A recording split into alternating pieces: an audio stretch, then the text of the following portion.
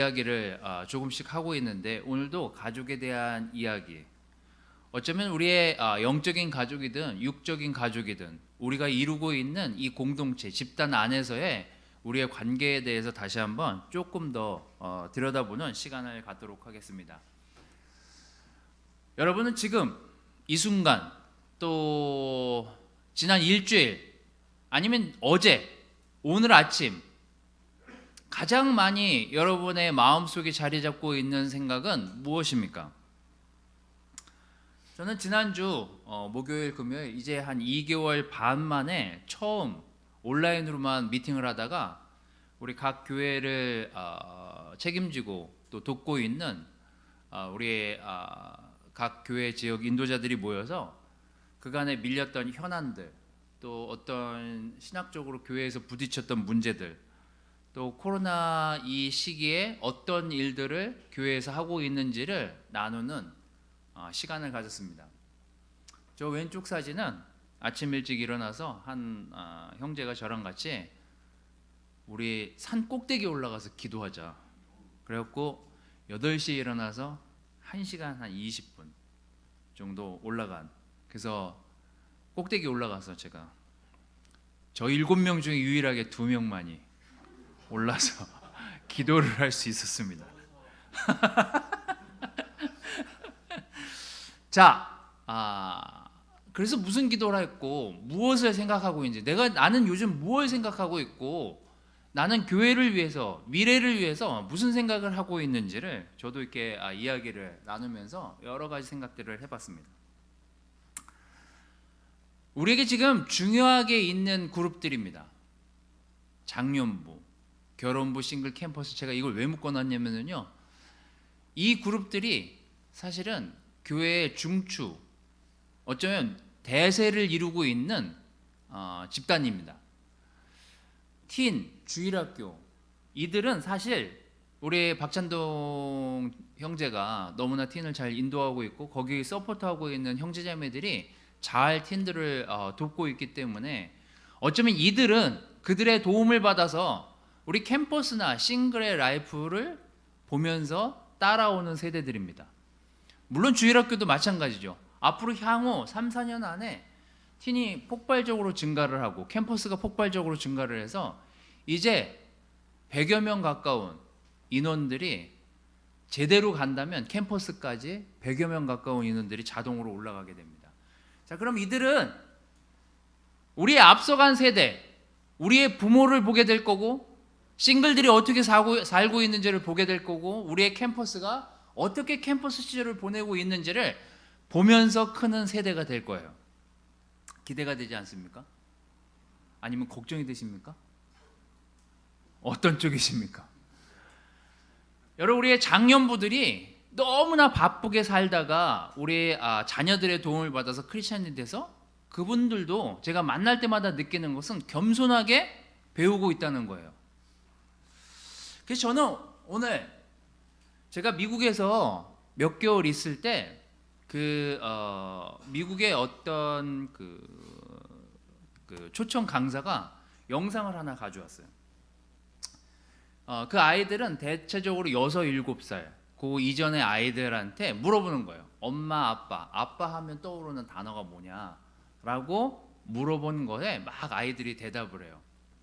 그래서 저는 그 아이들보다 좀 실질적으로 이제 제대로 할 말을 생각하면서 할 수 있는, 물론 걔네들도 생각하면서 얘기했겠지만 조금 더 리얼하게 얘기할 수 있는 우리 4학년, 6학년 아이들의 목소리를 영상으로 담아서 제가 학부모님들에게 부탁을 했습니다. 아빠, 엄마 하면 떠오르는 단어가 무엇인지 아이들한테 강요하지 말고 물어보십시오. 물론 강요해서 다시 찍었을 수도 있습니다. 하지만 우리가 잠깐 아이들 얼굴도 보면서 또 아이들이 뭐라고 대답했는지를 들으면서 레슨을 시작하도록 하겠습니다. 저는 전기소리를 잘해요. 저는 요리와 운전을 잘해요. 힘.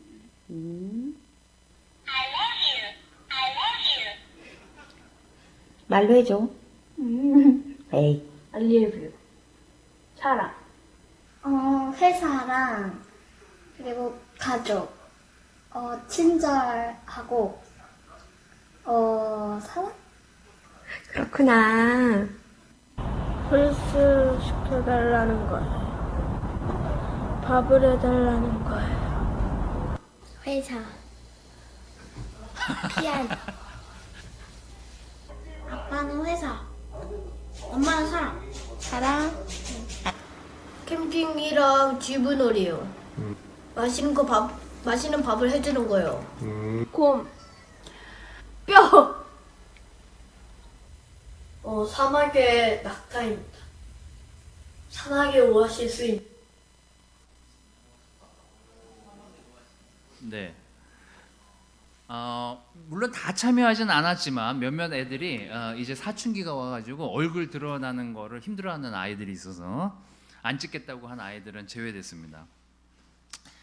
아마 지금 여러분들이 들은 이 9명의 아이들의 몇몇 아이들은 대부분 아빠 하면 떠오르는 게 뭐라 그랬죠? 회사. 엄마 하면 사랑. 왜요? 뭘 먹여주니까. 아빠는 안 먹여주는 거죠. 엄마는 먹여주고. 자, 그래서 여러분의 자녀들 어쩌면 제가 틴 아이들에게 물어보면 틴 애들은 좀 더 리얼한 얘기를 할 수 있겠죠. 한번 모여서 한번 찍어보도록 하겠습니다. 직접 엄마 아빠가 찍는 게 아니라 선생님들을 대동해서 찍는 걸로 하도록 하겠습니다. 우리 틴 아이들이 생각하는 아빠 엄마 하면 떠오르는 단어나 생각은 무엇일까요? 제가 지난주 아침에 말씀을 읽다가 로마서를 읽으면서 깜짝 놀란 말씀을 좀 보게 됐습니다. 오늘 그 구절을 보면서 여러분들하고 같이 말씀을 나누면서 희망을 품을 수 있는 가족이 얼마나 중요한지를 여러분들하고 같이 좀 나누도록 하겠습니다. 오늘 제목은요, 희망을 품는 가족이고, 말씀은 로마서 15장 1절에서 4절 말씀을 좀 보도록 하겠습니다. 제가 써왔어요. 그러니까 우리 적어만 놓으시고 같이 읽도록 하겠습니다. 자, 여기 오신 분들은 마스크도 쓰시고 하셨으니까 같이 읽으셔도 되겠죠? 자, 시작. 우리 믿음이 강한 사람들은 믿음이 약한 사람들을 보살펴주고 우리 자신을 기쁘게 해서는 안 됩니다. 우리는 이웃을 기쁘게 하여 서로 유익하게 하고 덕을 세우도록 해야 합니다. 그리스도께서는 자기를 기쁘게 하지 않으셨습니다. 오히려 성경에는 이렇게 기록되어 있습니다. 주께 던진 모욕이 나에게 돌아왔습니다. 전에 기록된 모든 것은 우리가 인내와 성경의 위로로 희망을 갖도록 교훈하기 위해 기록되었습니다. 라고 기록하고 있습니다. 자, 여러분의 가족은 희망이 있습니까? 아니면 희망이 사그라들었습니까? 아니면 희망이 흔들리고 있습니까? 미래가 불분명해 보이고 내 앞은 캄캄해. 내 가족은 답이 없어. 내 가족은 어디로 가야 될지 모르겠어. 라는 생각을 하고 계십니까? 저는 오늘 여러분의 바이블톡을 생각하든 여러분의 가족을 생각하든 육적인 가족을 생각하든 영적인 가족을 생각하든 우리가 희망을 품는 가족으로서의 모습을 갖춰 나가는 것이 얼마나 중요한지를 여러분들하고 좀 나누려고 합니다. 자, 그래서 첫 번째, 희망이 보여야 희망을 본다는 거예요. 누군가 희망을 심어야 하고 희망을 보여줘야 할, 이그젠플이 되어야 할 예가 필요합니다. 로마서 아까 읽었던 그 15장 1절, 믿음이 강한 사람들은 믿음이 약한 사람들을 보살펴주고 우리 자신을 기쁘게 해서는 안 된다고요. Not to please, 제발 그렇게 하지 말라고요.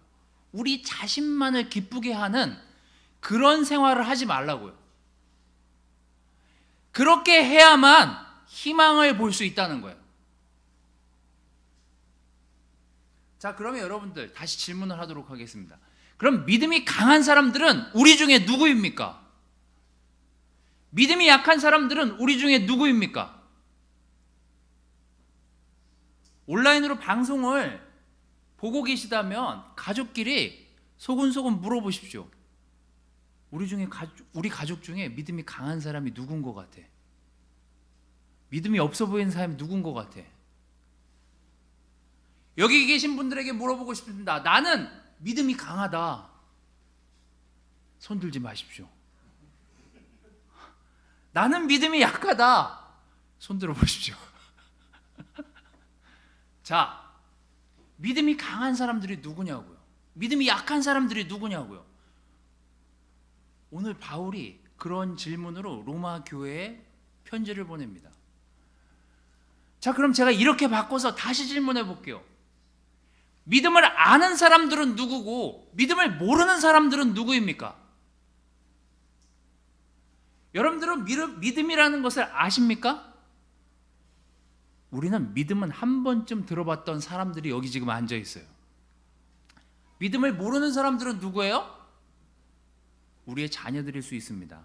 주일학교 아이들일 수 있고, 이제 교회가 뭔지도 모르지만 엄마 아빠를 따라 나와서 그냥 엄마 아빠가 교회에서 행동하고 교회에서 시간을 보내니 나도 교회에서 친구들이랑 시간을 보낸 뭣도 모르고 따라온 그 친구들일 수도 있습니다. 어쩌면 우리는 믿음을 알았고 믿음을 키웠던 사람이고 지금 믿음이 죽어있던 살아있던 어떤 상태에 있는지는 모르겠지만 우리는 믿음을 적어도 알고 배웠던 사람들이에요. 우리는 우리 주변에 믿음을 모르는 사람들에게 믿음을 전할 책임을 또한 가지고 있는 사람들이기도 합니다. 제가 꽤 몇 개월 전에도 들었던 얘기인데요. 제가 지난주에 이렇게 만났던 사람들에게 공통적으로 제가 너무 이렇게 좀 쇼킹하다 보니 저도 이렇게 돌아와서 이 사람 저 사람한테 물어보면서 듣게 된 내용이에요. 이제 지금의 세상은요, 나만 즐겁고 나만 행복하면 되는 시대예요. 넷플릭스라는 영화가 미국에서는 정말 이 코로나 때문에 흥행의 가도를 달리고 있답니다. 왜요? 극장을 안 열었으니까요. 집에서 영화를 볼 수 있거든요. 혼자서 온갖 영화를 골라볼 수 있습니다. 이제 사람이랑 대화를 안 해도 개, 고양이를 키우면서 우린 대화를 할 수 있어요. 사람? 힘들잖아요. 개, 고양이는요, 특히 고양이는 사람을 안 괴롭혀요. 지가 놀고 싶으면 와서 놀지. 개요? 말은 안 통하지만 우리가 먹을 걸 주거나 우리가 뭔가 간식을 주면 와서 꼬리를 흔들면서 마치 웃는 것처럼 사람한테 다가오잖아요. 그래서 사람들이 좋아한다니까요. 이제 점점 사람과 사람이 부대껴서 만나서 거기 고슴도치처럼 서로 찌르고 고통받는 거를 하지 않아도 격려받는 사회에 우리가 살고 있어요. 2019년 보고서는 더더욱 놀라운 내용들을 담고 있습니다. 25세부터 59세 1인 가구가 전체 우리나라 인구의 10%래요. 10.9%래요. 이게 2017년 기록이에요. 1인 가구 전 국민이 10.9%인데 지금은 더 늘었겠죠. 이분들에게 물어봤어요. 앞으로도 혼자 살 의향이 있냐 물었더니 52.7%가 난 그렇게 살고 싶다. 왜 혼자 사시고 싶으십니까? 라고 질문했더니 편하다고. 그래서 저도 나 혼자 산다를 즐겨보고 봤었거든요. 보면 너무 자유로워 보이는 거예요. 너무 좋아 보이고 나도 저렇게 놀고 싶었는데, 나도 저렇게 오락하고 싶었는데, 나도 저렇게 혼자만 아침부터 저녁까지 저러고 싶었는데, 이제 그런 걸 권장하는 사회에 그런 방송을 보면서 좋아하는 시대에 우리가 살고 있어요. 결국 뭐예요? 다 필요 없어. 나만 편하고 나만 즐거우면 돼. 나만 행복하면 돼. 그 시대에 직면한 거예요. 혼자 살기 좋아하는 시대. 근데 여러분, 바울이 얘기하기를 믿음이 강한 사람들은 믿음이 약한 사람들을 보살펴 주어야만 희망이 보인다고요.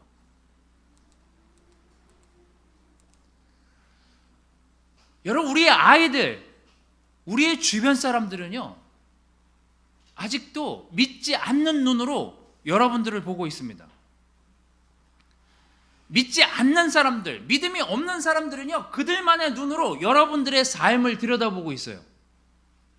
아이들은, 여러분의 자녀들은 여러분 자녀들의 눈으로 기성세대를 들여다보고 있습니다. 엄마 아빠가 싸워요? 말을 안 해요? 화해도 안 해요? 그리고 결국 각방을 써요? 그리고 말하려고 그러면 엄마 통해서 애 통해서 얘기하고 자식 통해서 얘기해요? 거기서 뭘 배우겠냐고요. 근데 이런 가정이 많더라고요. 아이들이 이웃에 있는 집이 저희 집을 보면서 저렇게도 되네? 라고 보는 게 뭐냐고요.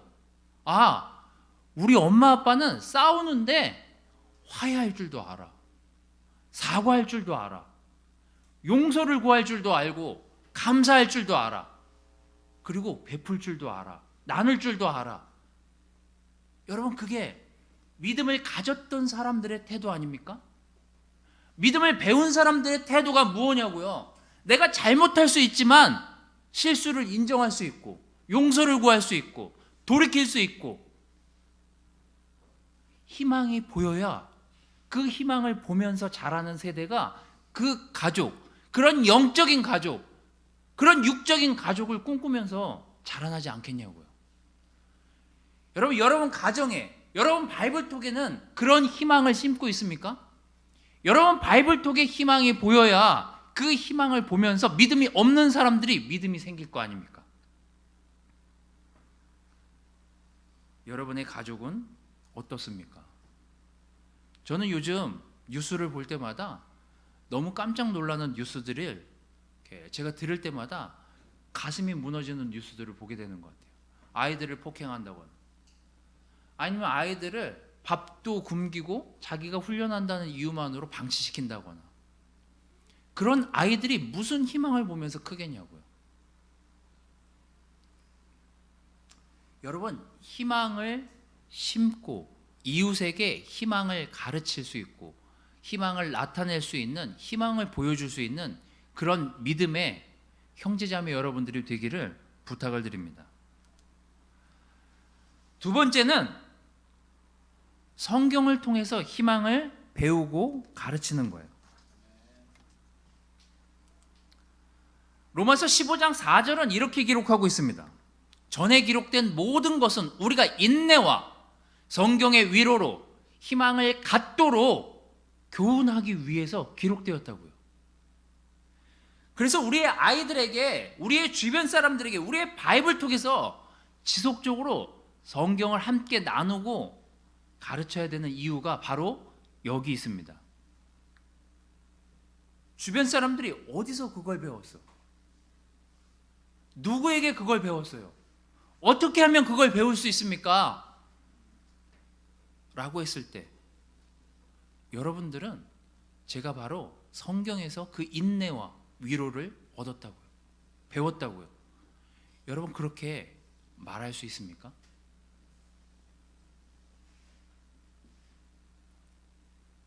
저는 최근 믿지 않는 가정들과 함께 디보션을 권장하며 함께 디보션을 이렇게 나누고 함께 가족들하고 제가 만든, 또 저희 가족이 만든 디보션들을 나누고 있습니다. 제가 패밀리 디보션에 대해서 몇 번 교회 레슨할 때 얘기를 했더니 몇몇 분들이 난 너무 어렵다. 난 이거를 어떻게 해야 될지 모르겠다. 우리 가족은 잘 이걸 어떻게 진행해야 될지 모르겠다라고 얘기를 하셔서 저희 아내가 힘들어하는 가정들이 있으니 적당히 해라 라고 해서 제가 오늘은 적당히 여러분들이 집에서 할 수 있는 디보션을 준비를 해서 제가 바이블톡 인도자 밴드에 올려놨습니다. 보통 초등학교 3학년 이전까지는 성경에 나오는 어떤 이야기거리를 가지고 가족끼리 서로 얘기를 했다면 4학년 이상부터는 우리가 같이 생각해 볼 만한 것, 같이 고민해 볼 만한 것, 같이 공유해서 상대방이랑 대화를 할 수 있을 만한 디보션들을 만들어서 같이 그것들을 공유하곤 합니다. 제가 한 두세 번 믿지 않는 가정이랑 해보고 나니 좀 자신감이 생겼어요. 그 가족들이 저희한테 저희가 너무 못하는 거다, 저희가 전혀 배워보지 못했던 거다라고 저희들을 계속 초대해서 그것을 해주기를 바라는 가족들이 있는 거 보면서 제가 이 안에서 배운 게 너무 놀라운 거구나라는 더 확신이 들었어요. 그래서 제가 그 디보션 자료를 밴드에다 올려놨으니까 보시고, 편집할 거면 편집하시고 바꿔서 하실 거면 하시고 그것들을 한번 사용해서 여러분 가족끼리 한번 얘기해 보십시오. 저는 제가 믿어 의심치 않는 것은 성경에 나오는 이야기를 가지고 우리 아이들이랑 주변에 있는 사람들이랑 얘기했을 때 단 어떤 사람도 피하는 사람이 없다는 거예요. 너무나 솔직하게 자기 자신의 얘기를 하고 가족의 이야기를 하고 삶의 이야기를 하는 그 가족들을 보면서 이게 우리가 꽤 오래전부터 해왔던 거고 이게 대수롭지 않은 게 아니라 정말 중요한 일이었구나라는 사실을 새삼 요즘 많이 느끼고 있는 터였습니다. 바울은 오늘 로마에 있는 가족들에게 이렇게 편지를 보냅니다. 전에 기록되었던 것, 우리가 인내와 성경의 위로로 희망을 갖도록 교훈하기 위해서 기록된 이 모든 내용들을 가르치고 전파하라고요. 여러분, 성경을 통해서 희망을 심고 희망을 가르치시는 영적인 가족들이 되시기를 바라겠습니다. 세 번째는요, 이 앞에 두 가지를 하기 위해서 나 자신, 내 개인이 해야 될 가장 중요한 거는요, 내가 영적으로 혹은 삶에서 여러 가지 문제에 직면했을 때 하나님께 희망을 두는 모습을 자녀들이, 바이블톡 멤버들이 아느냐는 겁니다. 제가 지난주 너무 좋았던 것은 함께 기도하고 있는 형제들, 또는 함께 기도해달라는 형제들, 또 기도를 요청한 사람들과 함께 문자를 주고받고 함께 기도하면서 하나님께 희망을 두는 것만이 나에게 가장 정말 극한의 안정감, 정말 그 안정감이 거기서 오는구나를 새삼 느끼게 된 시간들이었습니다. 로마서 우리가 읽었던 15장 1절에서 4절을 조금 지나서 13절에 이르르면요, 여기 이런 내용이 기록되어 있습니다. 희망의 원천이 되시는 하나님이 여러분에게 믿음으로 기쁨과 평안을 마음껏 누리게 하셔서 여러분의 희망이 성령님의 능력으로 넘치기를 바란다고요.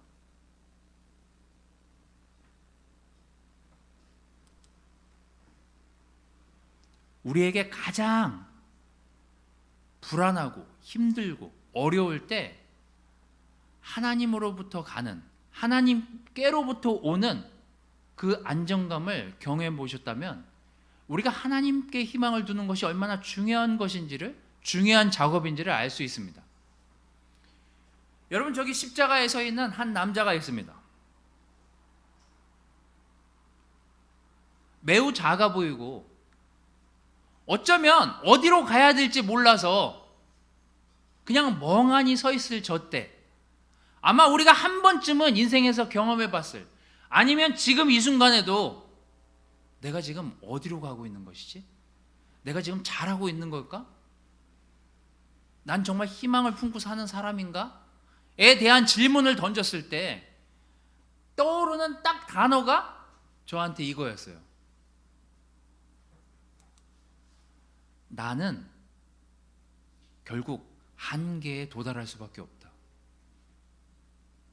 내 생각, 내가 가지려고 했던 그 희망, 내가 꿈꾸려고 했던 그 희망, 사람이 가질 수 있는 희망은 언젠가 한계에 도달할 수밖에 없다는 결론이에요. 근데 하나님은요, 무한한 한계예요. 무한이에요. 무한. 한계가 없어요, 사실. 제가 불안할 때도, 제가 걱정이 됐을 때도, 제가 죄로 무너져 있을 때도, 제가 어떤 근심과 걱정에 사로잡혀 있었을 그 시점에도 하나님은 나를 일으켜 세우셨고, 나를 인도하셨고, 나를 이끌고 싶어 하셨고, 내가 하나님께 다시 가서 희망을 갖도록 말씀을 통해서 보여주셨고, 그런 그분이 내가 이 집의 가장이 아니라 그분이 우리 가정을 인도하고 우리 바이블톡을 인도하고 우리 교회를 인도한다라고 했을 때 거기서 오는 안정감, 그게 정말 저에게 기쁨을 가져다 주더라고요. 여러분, 만약에 여러분의 가정이, 여러분의 바이블톡이 희망이 없다라고 느꼈을 때 여러분 스스로가 하나님께 희망을 두는 모습을 보인다면, 하나님께 희망을 두는 것들이 훈련이 돼서 계속 그리로만 갈 수 있다면 우리는 그 희망의 끈을 놓지 않고 지속적인 희망을 키워갈 수 있을 것이라 믿습니다. 제가 오늘 여러분들하고 하고 싶은 얘기는 이것이었습니다. 만약 여러분들이 어떤 희망을 가져야 될지 몰라서 멈춰 있다면 여러분 다시 한번 믿는 사람으로서, 믿음을 가지고 있는 사람들로서 희망을 보여줄 수 있는 그 희망을 먼저 모범을 보이십시오. 그리고 여러분, 성경을 뒤적뒤적 펴서서 읽으시면서 성경에 많이 나와 있는 그 사람들이 어디에 희망을 두었는지를 습득하고 훈련하기를 지속하십시오. 이건 매우 중요한 과정입니다. 그리고 여러분, 만약에 이 앞에 두 가지 것을 하기 전에 내 희망이 무너져 있다면 여러분, 하나님께 먼저 희망을 두는 내 자신을 먼저 준비시키는 여러분들이 되시기를 바랍니다. 이 세 가지가 여러분들 삶에 잘 어우러진다면 저는 여러분, 놀라운 가족, 놀라운 영적인 가족들을 이뤄낼 거라 믿습니다. 여러분, 저희 주변에는요, 아직도 자녀와의 관계, 부부와의 관계, 친구와의 관계, 회사와의 관계를 해결하지 못해서 전전긍긍 헤매는 많은 사람들이 저희 주변에 있음을 보고 있습니다. 그렇다면 여러분, 여러분의 가족들이, 여러분의 영적인 가족들이 희망일 수 있습니다. 그렇다면 희망을 심고 희망을 키워가십시오. 그래서 그 희망이 계속해서 자라서 주변에 있는 많은 잃어버린 영혼, 믿음이 없던, 믿음을 잃어버렸던 그 영혼들에게 믿음의 희망을 심어주는 그런 영적인, 육적인 가족들이, 우리 분당 가족들, 또 대구 가족들, 이 방송을 보는 모든 가족들이 그러한 희망의 씨앗을 품는 놀라운 가족들이 되시기를 바라겠습니다. 말씀을 마치도록